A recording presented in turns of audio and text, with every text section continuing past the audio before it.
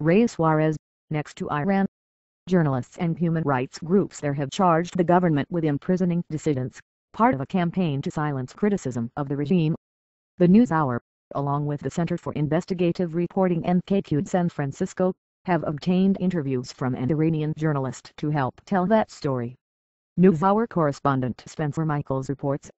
Spencer Michaels: this is a rare event in Iran today.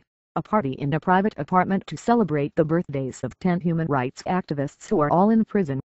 Their relatives and friends gathered, including the husband and children of Nasrin Sotoudeh, an attorney who has defended many of the activists. She was sentenced to 11 years for opposing the regime. To the surprise of many, no one at this party was arrested. But gatherings like this are increasingly infrequent, as the government has made it more difficult than ever for dissidents even to meet, much less to openly push for free speech, free elections and human rights. For a decade, Sotoudeh defended Iranians accused of all manner of crimes, and it has cost her and her young family a lot. Here she is 5 years ago, working the phone giving media interviews, trying to prevent the execution of a teenager. The next day, the youth's life was spared. During the Green Movement, an uprising that followed the disputed re-election of Mahmoud Ahmadinejad in 2009, people took to the streets, demanding their votes be counted. Many were emboldened to speak out for issues like human rights that had been suppressed for years. But the regime quickly dashed any hopes with a violent and firm response. Sotoudeh was one of a few attorneys who dared to defend the protesters, pushing for rights for women, juveniles and dissidents, and not always winning. Her 17-year-old client in this case was accused of political activity against the government, and he was hanged at the age of 20. Sotoudeh herself was charged, like many dissidents have been, with acting against national security by talking with the media. Her husband, Reza Khandan, says it goes deeper than that. Reza Khandan, husband of Nasrin Sotoudeh through translator: the reason for my wife's arrest, I think, was that she insisted on representing political prisoners. In general, the idea was to prevent the lawyers from going to court and following up on human rights cases. Spencer Michaels: all of this has taken a heavy toll on the dissidents' families.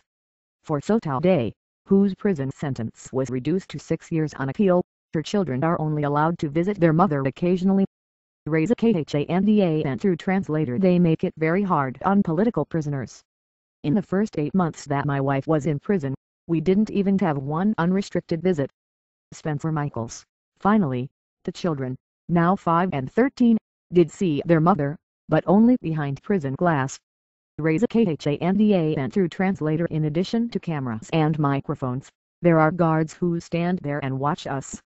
They listen to every word of what the children tell their mother. They watch all emotions and feelings. The children become a means to put pressure on their mother. Spencer Michaels: the Iranian press office at the UN responded in writing to our inquiry about Sotoudeh's case, saying, Mrs. Sotoudeh has been duly prosecuted and convicted, and she has enjoyed all her rights, including access to her attorney and regular visits with family. Today, reports out of Iran indicate the government is squashing the fledgling protest movement that once thought it a chance at reform by arresting and in some cases torturing critics and cracking down on journalists who report on it.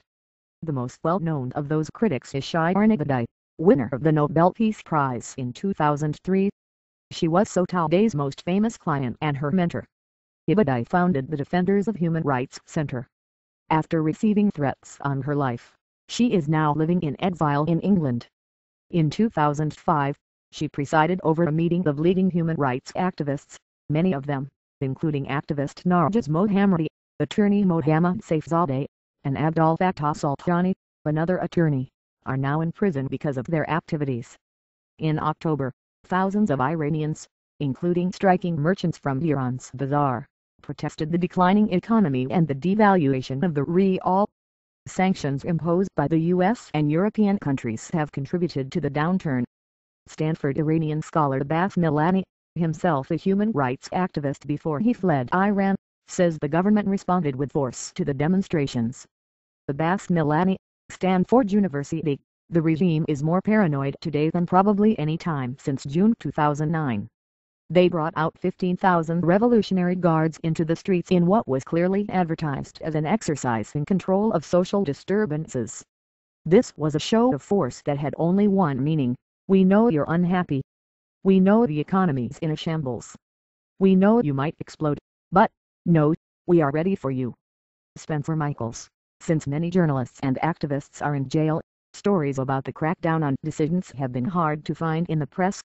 An Iranian journalist who's asked not to be identified brought us video of some of the participants. Last summer, as the families of political prisoners met, Gila Baniyanku, a journalist who has since been sent to jail, talked about her husband, also a journalist and an economist, who was sent to prison for 3 years for anti-state activities. Jilapaniyaghoob, journalist through translator for several years, he had been writing about widespread corruption in government circles. Spencer Michaels. On his release, he will be given 34 lashes. This fall, the United Nations Human Rights Office declared that Iranian authorities have embarked on a severe clampdown on journalists and human rights activists in a run-up to next June's Iranian presidential elections. The Iranian delegation to the UN dismissed the report as unfair and biased, and said the republic has worked wholeheartedly to realize the rights of its citizens. In an email to the NewsHour, the Iranian UN mission claimed the report leveled general allegations in the absence of authentic and reliable evidence aimed to serve propaganda.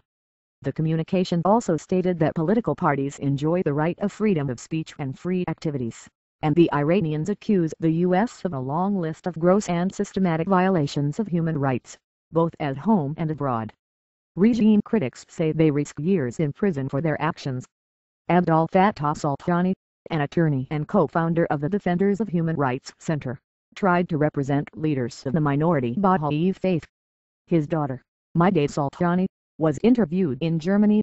The Maideh Soltani, daughter of Abdul Fattah Soltani through translator, my father was sentenced to 13 years in prison, and, in addition, 10 years of disbarment. In the trial, the judge told my father, as soon as you are in jail and you don't work, that's good enough for us. They don't want him to do his job. Spencer Michaels. Besides fighting for their own rights to protest, the dissidents have long fought for women's rights, equality in marriage and inheritance, an end to polygamy and restrictions on women's dress, all dictated by clerics who enforce a strict interpretation of Islam. Anything can be regarded as a form of protest, says Abbas Milani, who is teaching the seminar at Stanford on dissent in Iran. Milani told his students the regime is very clever in using force. Abbas Milani: I don't think this is a regime that uses force randomly. They use force when they need it. They're brutal when they need to be. The number of people killed by this regime is in tens of thousands. In one short period alone, they killed almost 4,000 political prisoners who were already serving time on another crime. Spencer Michaels. I asked him what the regime is afraid of. Why is it so paranoid, as he put it?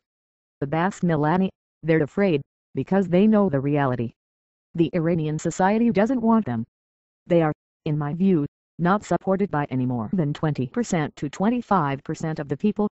It's that 20% to 25% that is taking the lion's share of the oil wealth. They are robbing the country blind. Spencer Michaels. The dissidents earned international recognition recently when imprisoned attorney Nasrin Sotoudeh and banned filmmaker Jafar Panahi were awarded the European Parliament's prestigious Sakharov Prize for human rights work.